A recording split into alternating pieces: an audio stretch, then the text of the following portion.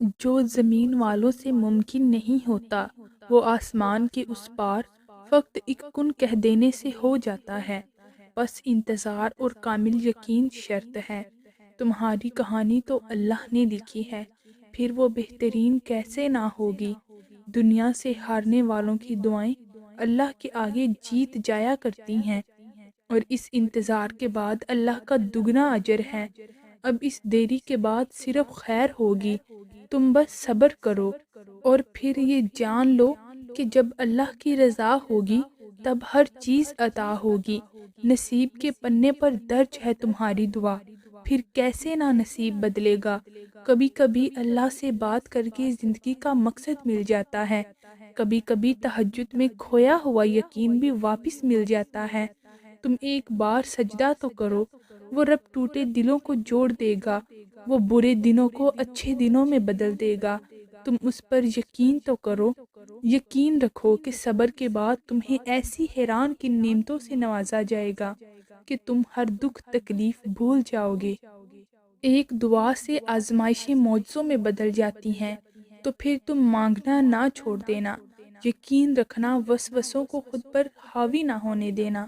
اللہ کن ضرور فرمائے گا، اور ہو سکتا ہے کہ ایک چیز تمہیں پسند ہو اور وہی تمہارے لیے بری ہو۔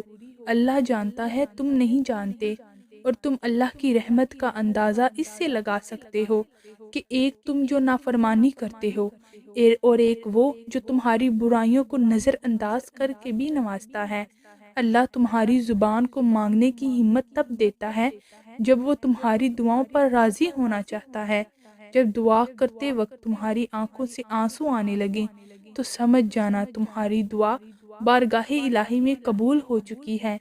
ہو سکتا ہے آپ کو لگتا ہو کہ اللہ نے آپ کو بہت ساری ایسی نعمتیں نہیں دیں جو دوسروں کے پاس ہیں، لیکن اللہ نے آپ کو بہت سی ایسی آزمائشوں سے بھی نہیں گزارا جس سے دوسرے گزرے ہیں۔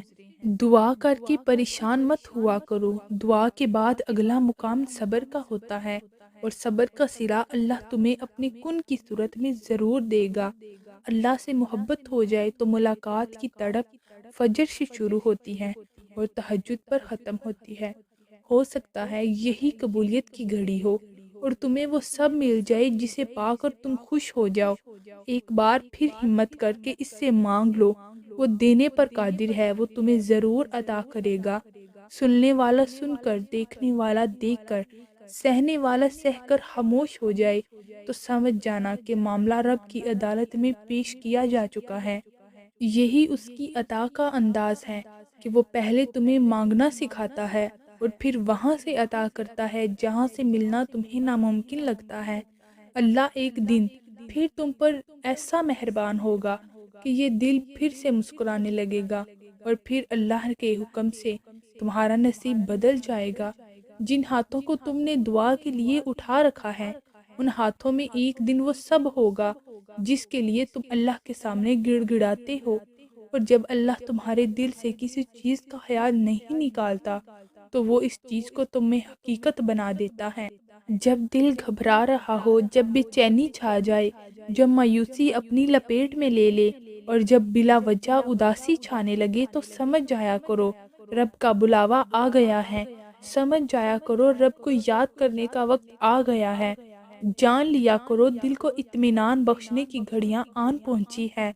تب سب چھوڑ کر اللہ سے بات کرنے، اس کو محسوس کرنے، اس کے وعدوں پر یقین کرنے اور اس پر توکل کر کے اس کی مدد کا انتظار کرنے میں جو قرار رکھا ہے اس نے، کیسے جانتے اس سکون کو اگر کبھی بے چینی نہ آتی۔ حضرت علی رضی اللہ تعالی عنہ نے فرمایا، عرش والے فرشتے بھی روزے دار کی دعا پر آمین کہتے ہیں، روزے دار کی دعا کبھی رد نہیں ہوتی۔